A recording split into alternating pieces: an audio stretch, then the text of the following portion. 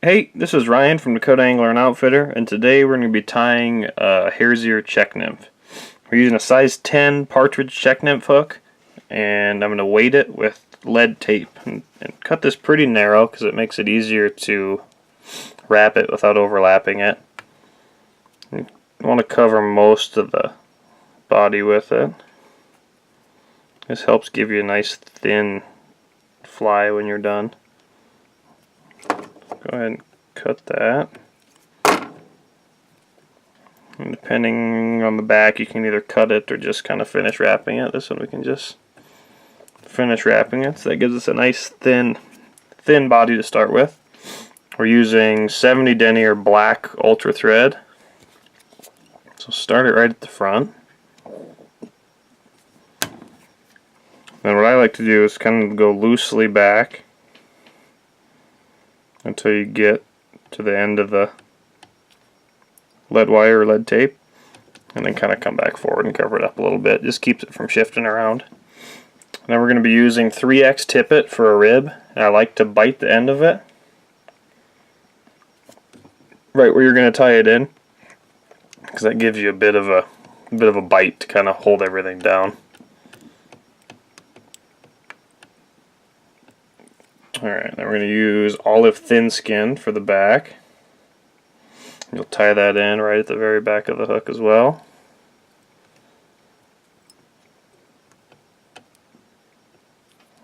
Like so. Then we'll take, this is Arizona synthetic dubbing that we're going to use for the body.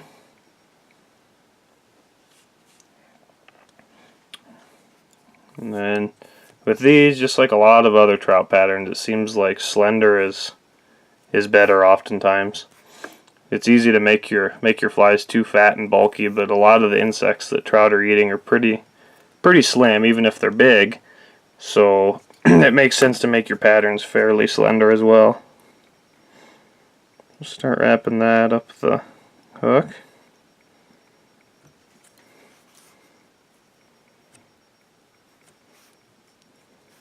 And sometimes you can go back and forth a little bit depending how thick you want certain parts of your body to be. And you go about 2/3 of the way up the hook with this. Oops.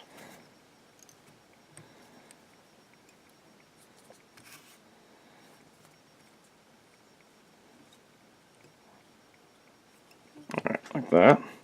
Kind of a buggy body is not a bad thing. It doesn't need to be exactly perfect.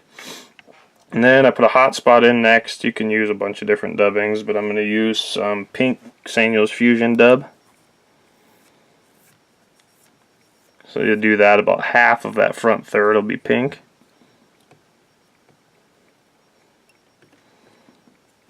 And then the forwardmost portion of it, I could use a little more pink on this one, but the forwardmost portion will be black. On all these, it's kind of the body color, a hot spot, and then a dark color, typically.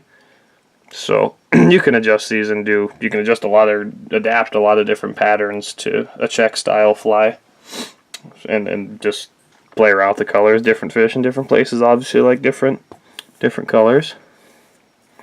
So I'll do black for the front of it.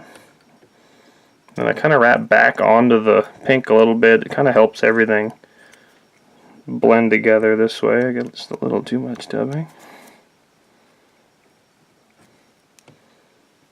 And then go to the front and do a couple wraps. So when you tie your thin skin down, it has something to grab against. So then you'll take this olive thin skin. You kind of stretch it as you pull it forward, making sure it stays on the top of the hook. And give it a couple wraps while you're still holding it, and then give it one or two more.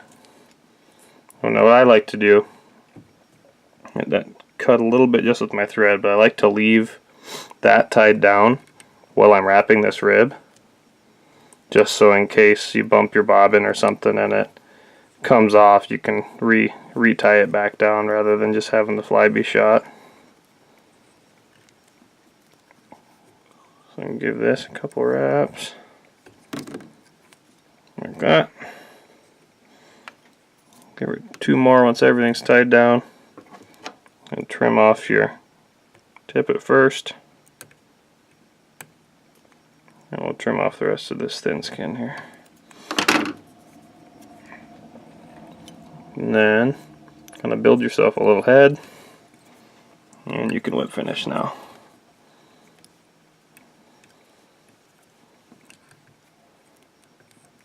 They're pretty simple flies actually, and they work very, very well. It's ideal for like the bottom fly in a true Czech Nymph rig because it's the weight, but it's surprising how often you catch fish on this rather than the smaller flies above it. But now we'll take, so these front 2 colors are going to be picked out, so we'll take a brush. And what I like to do is I just pinch over the body and brush out those front 2 colors a bit just so they're fuzzed out. Technical term there. But you want them to stick out about as far as the point of the hook, and these ones are looking pretty good. If you have any really long ones, you can pull them out.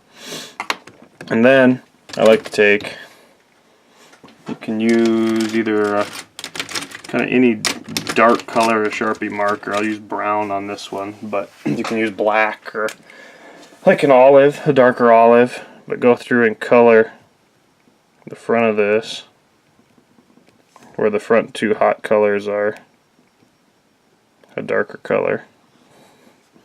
It just gives you a little bit of a different look for your fly, and it gives a little more realistic look. It's probably not necessary, but it definitely makes your fly look a little cooler when you're done. So that's it. This year we've been catching a lot of fish on this fly, on Spearfish Creek especially, but it works on just about anywhere there's caddis nymphs, and you can adapt it to about anywhere you want to fish, honestly. But the style of fly lends itself well to variation, so you can tie a bunch of different flies or a bunch of different colors of this and whatever your local fish like. Thanks for watching.